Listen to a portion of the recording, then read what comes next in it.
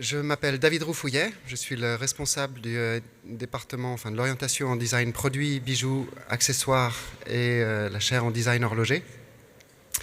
J'ai une petite demi-heure pour vous présenter un peu ce qu'on fait chez nous et pour vous dire à quel point c'est cool.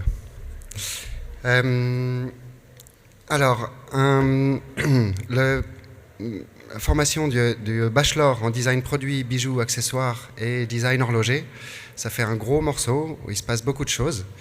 Évidemment, le design produit, c'est un écosystème. Le design bijoux, c'en est un autre avec la joaillerie, la haute joaillerie, etc. L'accessoire, qui peut être beaucoup plus l'accessoire de mode, c'est encore un autre environnement. Et le design horloger, encore un autre. Et en fait, ce que nous, on vous propose, c'est une formation où vous pouvez apprendre tout ça. Si vous voulez, ce qui relie ces différentes pratiques, c'est un travail sur l'objet intime, l'objet intégré ou ayant un rapport au corps, avec des thématiques sociétales contemporaines, centrales sur la durabilité, l'inclusivité, des réflexions sur notre rapport à l'objet, à notre environnement et à l'autre. Nous avons une approche au bijou, à l'accessoire en tant que médium de communication. Des communications d'idées, de concepts, et ceci appliqué à des contextes existants très réels ou potentiellement spéculatifs.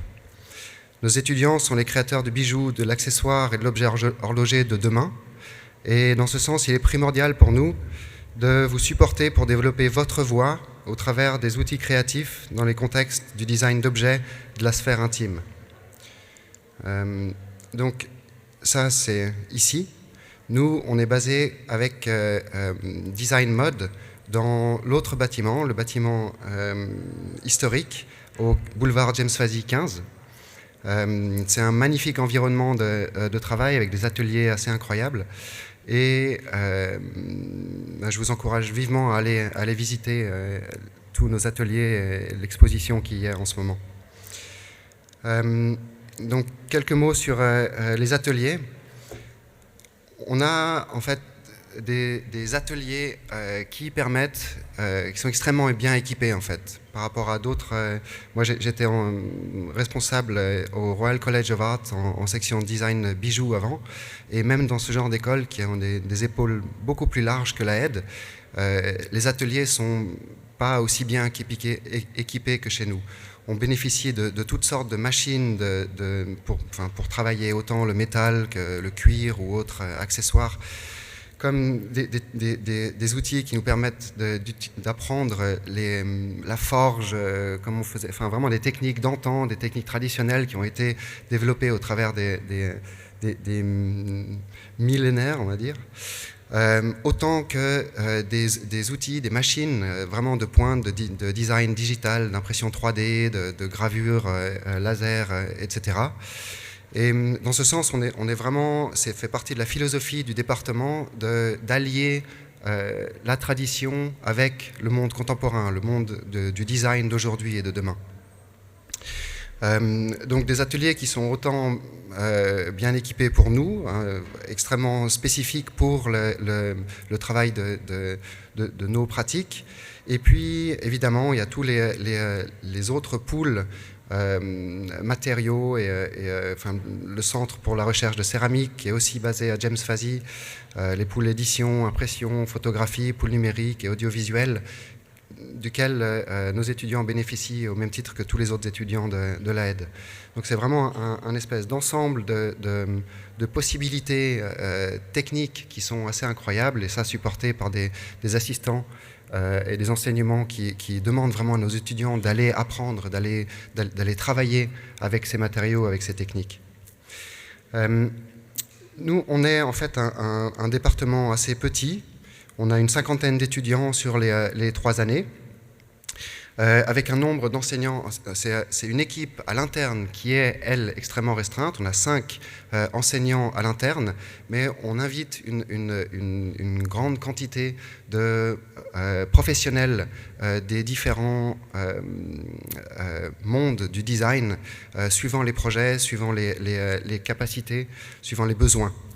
Et tous les enseignants sont des professionnels. Nous pratiquons tous dans les milieux du design, que ce soit l'horlogerie, que ce soit le design d'accessoires ou la bijouterie, la joaillerie. Et c'est vraiment extrêmement important pour pouvoir enseigner des pratiques qui sont réelles et connectées avec la réalité du marché. D'un point de vue de la pédagogie, donc c'est vraiment une pédagogie d'accompagnement collectif avec des suivis personnalisés. On a beaucoup de projets d'ateliers centrés sur le développement de vos idées, des idées des étudiants, et comment vous les traduisez au travers de la matière, de dessins, de visuels, de 3D, de rendus, d'impressions 3D, etc. On a toute une série, en fait, je vais vous expliquer suivant qu'est-ce qui se passe suivant les différentes années, mais il y a beaucoup de cours techniques, d'apports techniques, il y a beaucoup de cours théoriques. C'est évident, on a besoin de former autant la tête que les mains, que la pratique.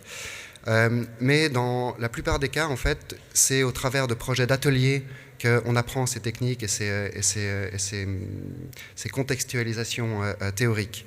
Et c'est extrêmement important parce que, moi je crois vraiment en fait d'apprendre en faisant. Il y a toujours, même dans les cours les plus techniques, il y a toujours une demande créative où vous devez avoir des idées. C'est au travers de votre projet que vous allez apprendre et intégrer des techniques et qu'elles vont vraiment vous servir et qu'elles restent par la suite. Donc on a les projets d'ateliers et puis les enseignements exploratoires. Évidemment, les techniques, de manière générale, c'est essentiel de connaître les techniques de réalisation pour pouvoir designer des produits qui tiennent la route. Et puis, des cours théoriques pour apprendre à penser et contextualiser ses réflexions et ses propositions.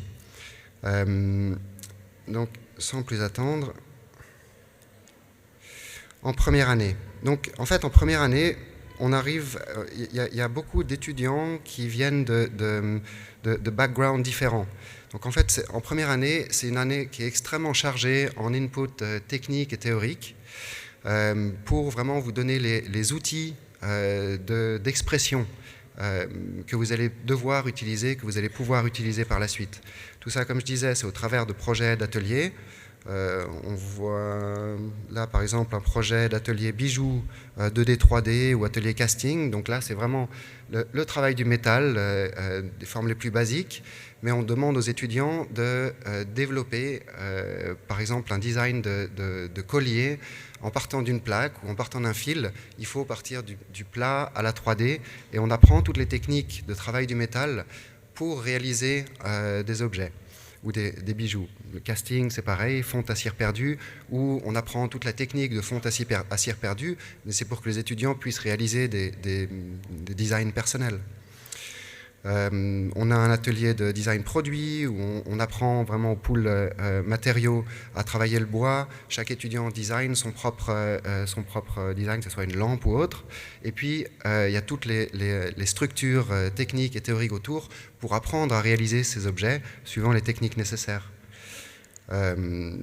Atelier d'horlogerie où il y a vraiment les bases du dessin d'horlogerie, d'intégration dans le monde, de la manière de penser horlogère.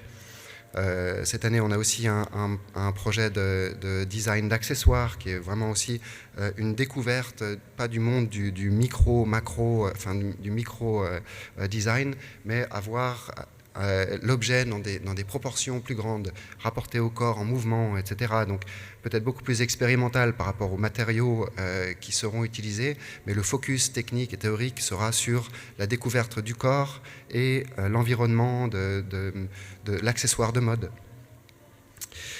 Donc tout ça, en fait, en première année, c'est vraiment pour vous donner des bases et les outils d'expression qui vont vous permettre par la suite de vous développer pendant le reste de votre bachelor.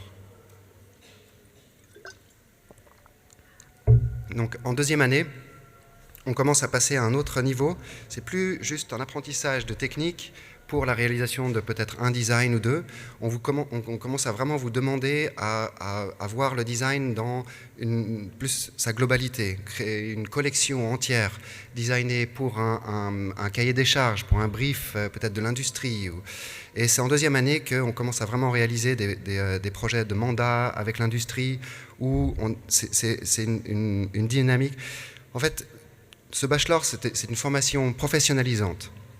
J'aurais dû commencer par vous dire ça.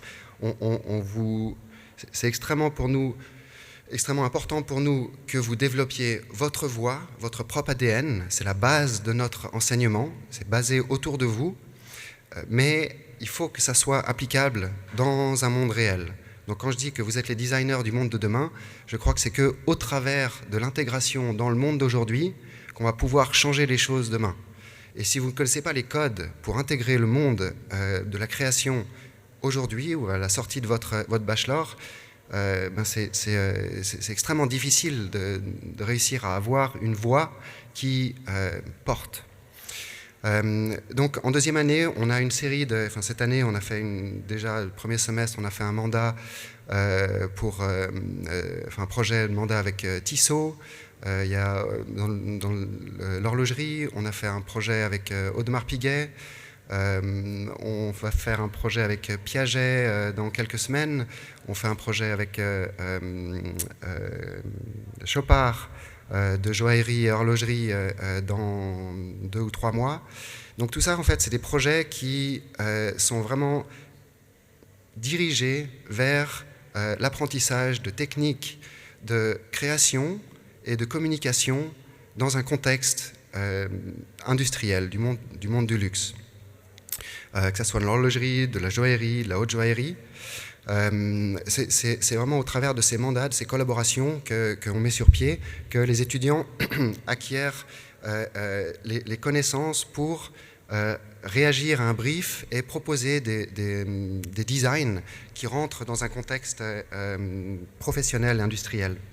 Maintenant, ça peut être assez fermé comme manière de développer la créativité. Alors à côté de ça, on a un autre penchant, des projets qui sont beaucoup plus freestyle. Un projet qui est en collaboration avec le Grand Théâtre de Genève et le salon de joaillerie J'aime Genève, où on se base sur un opéra qui est joué au Grand Théâtre. On va voir l'opéra et puis on design des accessoires et des bijoux de scène qui ensuite seront montrés sur le salon J'aime Genève, donc avec un public professionnel assez unique. En ce moment, on vient de terminer un projet en collaboration avec l'école Central St. Martin's à Londres, qui est une des meilleures écoles de design dans le monde, qui est aussi un projet vraiment où les étudiants ont pu communiquer et développer leur créativité en discussion avec des étudiants qui viennent de partout dans le monde. C'est vraiment une dynamique d'internationalisation de nos étudiants qui, du coup, va déboucher sur une exposition à Londres qu'on fait dans 3 semaines. Donc, c'est vraiment partir d'une idée qui est l'idée, enfin il y a une thématique commune à tous les étudiants, mais chaque étudiant développe ses propres concepts, ses propres idées, sa propre approche à cette thématique, ensuite réalise des pièces d'un niveau suffisamment professionnel pour qu'elles soient exposées et ils vont pouvoir échanger avec un public international averti durant cette exposition. Ce que j'essaie de démontrer au travers de ces différents exemples, c'est l'aspect professionnalisant. On part d'idées, de choses qui sont très personnelles pour nos étudiants, mais il faut qu'elles soient contextualisées, il faut qu'elles aient une plateforme, il faut qu'ils puissent passer par toutes les étapes de la création jusqu'à la communication de leurs pièces pour vraiment avoir une présence le plus professionnelle possible à la sortie des études. Donc ça c'est j'ai parlé plus vite que les images. Projet J'aime Genève, Grand Théâtre de Genève. Ça c'est un projet qu'on a fait en collaboration avec Caritas où donc vraiment c'est travailler sur les notions de upcycling et de transformation d'un objet pour lui donner une seconde vie et vivre cette...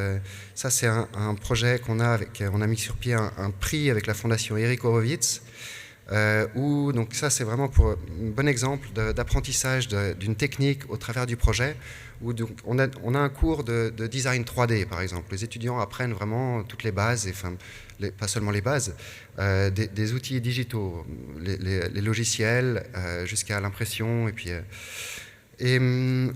là, pour ce semestre, les étudiants se voient confier une pièce, en l'occurrence une pièce qui n'est pas très intéressante, mais qui a beaucoup de cailloux dessus, et ils doivent réutiliser toutes les pierres, les diamants, les rubis, les émeraudes, et puis proposer des nouveaux designs à Madame Christine Horowitz, qui nous prête cette pièce.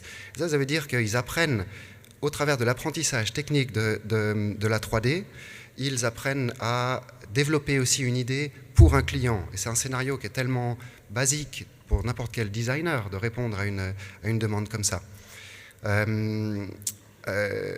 Et donc, Madame Horowitz choisit le design qui lui convient en tant que cliente, et elle est ensuite mentor de un ou deux étudiants à la suite de leurs études.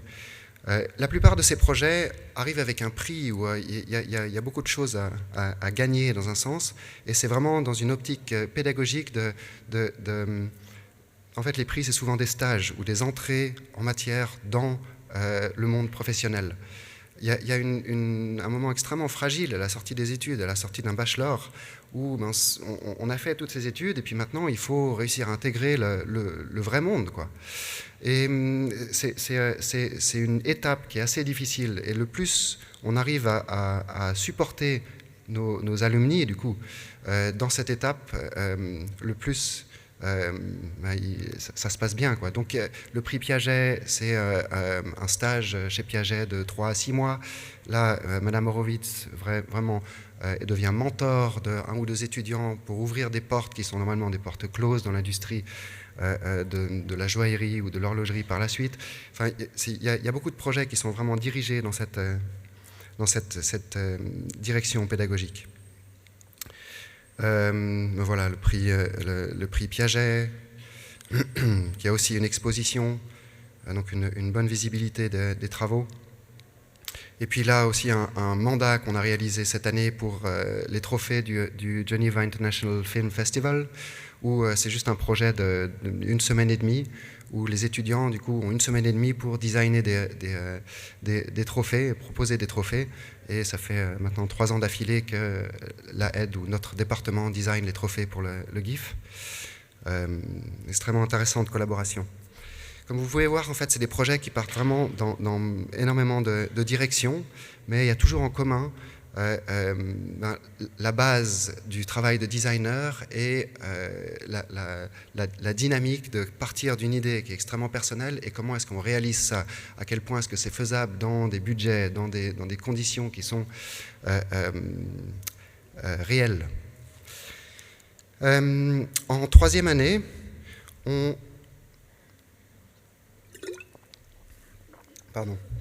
en début de 3e année, on commence il y a encore 1 ou 2 mandats ou différents projets comme ça qui sont assez encadrés, mais c'est vraiment le moment où on réalise ce travail de bachelor, qui est le premier moment où il n'y a plus du tout de thème imposé, il n'y a plus rien, il y a juste un support de la direction que vous aurez, enfin l'étudiant qui sera choisi. Et dans ce sens, c'est vraiment règne libre, et pendant tout un semestre ou un peu plus, il n'y a que des inputs de support, de marketing, de pricing, de communication visuelle pour communiquer sur les travaux. Donc toute une support autant théorique que technique. J'ai oublié de dire, il y a un stage aussi à la fin de la 2e année, entre la 2e et la 3e année. Un stage de 1 à 4 mois que vous devez faire et qui fait partie du curriculum aussi. Professionnalisant, extrêmement intéressante élément. Mais en 3e année, du coup, les étudiants, c'est là qu'ils choisissent s'ils veulent vraiment se lancer dans du bijou, de la joaillerie, de l'accessoire, du produit ou du design horloger. Et il y a un accompagnement personnalisé qui est vraiment en fonction de leurs besoins, de leurs envies. Et c'est vraiment un moment, moi, que je trouve le plus intéressant dans le développement du bachelor. C'est là où on voit les étudiants s'épanouir le plus parce que c'est leur travail, c'est leurs envies. Ils ont la possibilité de passer jour et nuit sur leur passion et c'est assez magnifique à voir. Ces travaux, donc, c'est souvent les cartes de visite pour rentrer dans le monde professionnel. Donc quelques exemples de travaux de l'année dernière. Donc là, on a Marine Gilles, qui avec sa collection de bachelor vient de gagner le LVMH Young Graduate Award et qui travaille chez Louis Vuitton maintenant. Meret Walter, qui vient de gagner les Swiss Design Awards et qui travaille chez Prada. Ophélie, qui est chez Bottega Veneta maintenant. Valentine, qui est chez Chanel. Tran, qui elle a continué maintenant à la Creative Academy de Milan pour un master. Charlotte, qui a développé sa propre entreprise maintenant et qui est designer d'objets, d'espaces et d'events. Pauline Epner. En fait, vous pouvez voir, il y a vraiment toutes sortes de travaux de bachelor. Et on commence à avoir des alumni qui sont vraiment bien placés, qui nous donnent un réseau pour venir nourrir nos étudiants de conférences et de leur propre réalité, de leur propre parcours sur ce qu'est le monde post-head bachelor, quoi.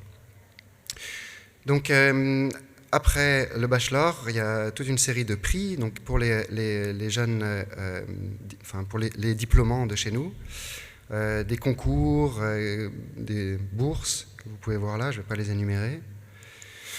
Ouais, après le bachelor, donc intégrer le monde professionnel, on a toute une série de nos étudiants qui intègrent vraiment le monde de l'industrie, premièrement au travers de stages, mais qui en général arrivent pour des contrats vraiment, CDD et CDI.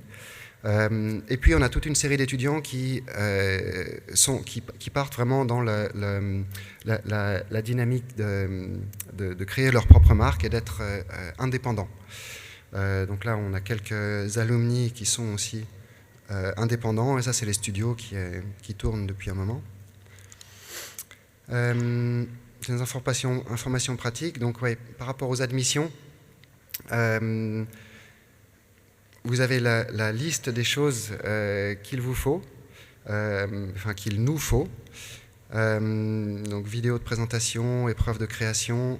Quand on parle de l'épreuve de création, donc vous allez avoir, je crois, dans quelques semaines, un thème qui est une thématique imposée, et il va falloir que vous réagissiez par rapport à cette thématique. Et je pense que ce qui est intéressant pour nous, c'est de voir la manière dont vous allez réagir autant au point de vue de la réflexion sur le thème que sur la réalisation. C'est un moment qui est très court, vous n'avez pas le temps de réaliser des pièces super finies, super polies, etc. Ce n'est pas le but, c'est plus de voir sur un temps assez court comment est-ce que vous réagissez, qu'est-ce qui vous intéresse, comment est-ce que... En fait, c'est pour rencontrer des personnes au travers de leur réactivité créative. Et puis le portfolio de travaux personnels, qui est vraiment un portfolio qui parle de vous. Quels sont vos intérêts? Évidemment, au travers de dessins, de bricolage, de pièces finies, de pièces réalisées, de collaboration, de ce que vous voulez en fait. Je pense que c'est important qu'on rencontre une personne au travers de ce portfolio. C'est pas plus intéressant pour ça que ça pour nous de juste voir une série de bijoux très bien réalisés qui montrent que vous êtes très fort, très forte en technique. La technique, c'est une chose, mais ce qui nous intéresse, c'est vraiment de rencontrer une personne, voir à quel point elle est motivée, à quel point elle est cultivée autour de sa passion. Voilà, critères d'évaluation. J'en ai déjà dit quelques points. Donc, motivation, c'est important pour nous qu'on se rende compte que vous savez ce que vous venez chercher ici. Donc, que vous savez à qui vous parlez. Si on reçoit des portfolios qui sont clairement dirigés vers quelque chose que nous, on n'enseigne pas, on sait qu'on a en face de nous quelqu'un qui parle pas notre langue, ou enfin, qui n'a pas eu énormément d'intérêt, et du coup on sait qu'on ne va pas forcément pouvoir vous aider à vous développer. Culture personnelle, donc votre curiosité, quelles expos est-ce que vous allez voir, quels sont vraiment vos intérêts, votre personnalité derrière. Et puis la capacité d'expression orale, c'est important. Quelques liens pour ceux qui auraient un intérêt à voir ce qu'il se passe dans nos différents projets. Et puis, voilà. Wow, le timing. Je vais être... j'ai pas vu nos travaux d'étudiants ici, donc je vais me retrouver juste derrière où il y a les habits. Si vous avez des questions, je vous invite à venir me voir maintenant.